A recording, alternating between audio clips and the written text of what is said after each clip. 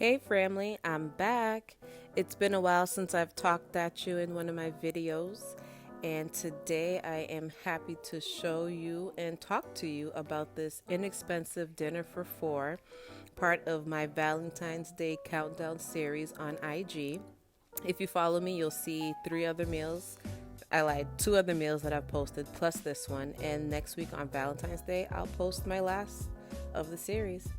But anyway, we are getting into this recipe. I've already put together some seasonings, putting them in the bowl. And I like mixing them in the bowl separately and then putting it on the chicken because I feel like it just distributes evenly when you coat the meat instead of putting on the onion powder, then putting the salt, then putting it's easier just to blend it and just sprinkle it all over the meat that way. This blend that I put together was just enough to coat all four pieces of chicken. But in a second, you'll see that I add a little pinch more of salt just on the top so it can have that nice salty flavor. But you don't necessarily need it. So for the scallop potatoes, I got a little too excited and I peeled like 4.5 potatoes, which you'll see in that bowl, which I did not use all. I think really you only needed about like 3 of them, maybe 3.5 at most, but yeah, 3.5 is perfect. Now we're just building our roux for our cheese sauce here, and you'll notice that there's some clumps in the cheese sauce, but the more you keep stirring and incorporating and adding in more ingredients, the smoother those little bumps will be. Now I put in about a half of the can, I put in half a can of evaporation milk, and then I just, slowly incorporated the other half.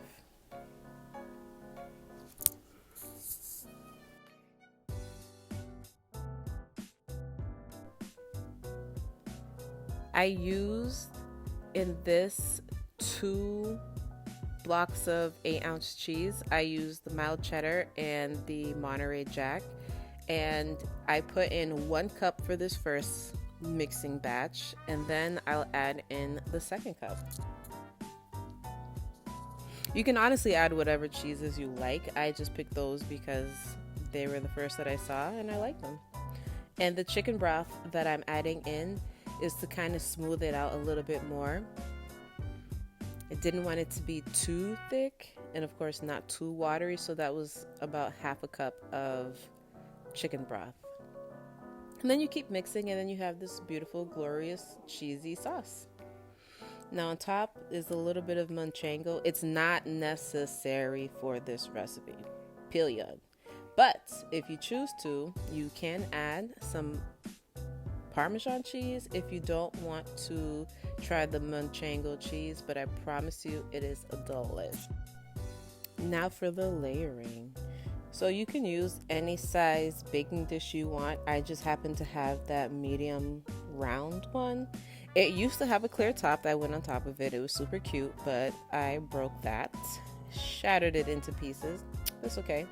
So in total I put about 4 layers, I believe. I put 4, but it could have been 3, but I really think it was 4.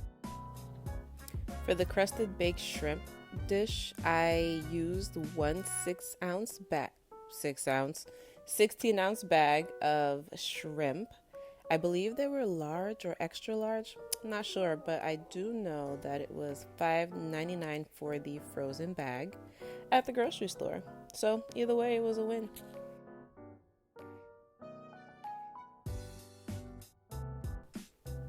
Layer the shrimp however you choose.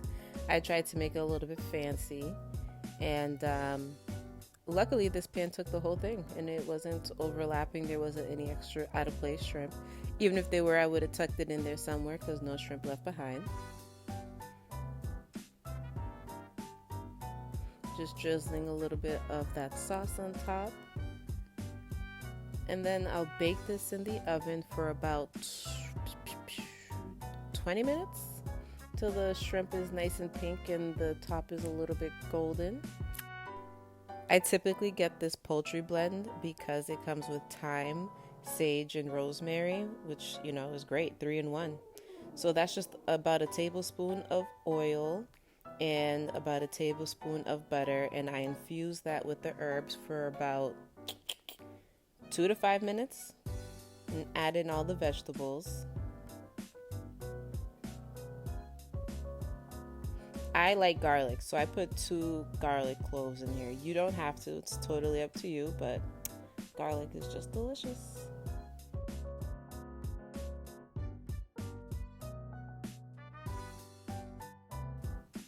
Now, you can simmer this for however long you want. Some people like their vegetables to be very crunchy. I don't like it to be too crunchy, so there you go. Now time for some dessert. Completely lost the footage of me blending in the sugar, my bad. But using your creative imagination, throw in some sugar, blend it up. Also make sure that the cream cheese is room temperature, makes it easier. Once the milk is hot and the marshmallows start to melt, you can turn off the fire and it'll continue to melt. Let it cool and slowly add it into your cream cheese sugar mixture. Really, I could have added 2.5 cups of marshmallows because I ended up having a little bit of milk left over in that pan and adding in like 4 more marshmallows and melting it. So that's what I'm adding in extra. So 2.5 cups of marshmallows, not just the 2. And I did use all this sugar. I just didn't feel like you needed to watch the entire process.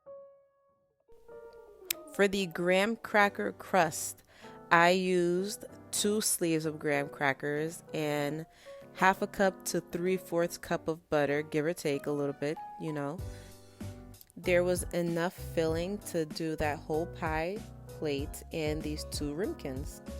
And together we have made a delicious 3-course dinner of appetizer, main course, and dessert for 4 people. This was a yummy, easy dessert. Try it out. Let me know. You knew I had to put a little bit of that, sugar and creme brulee touch to that last one. It's my favorite. Enjoy.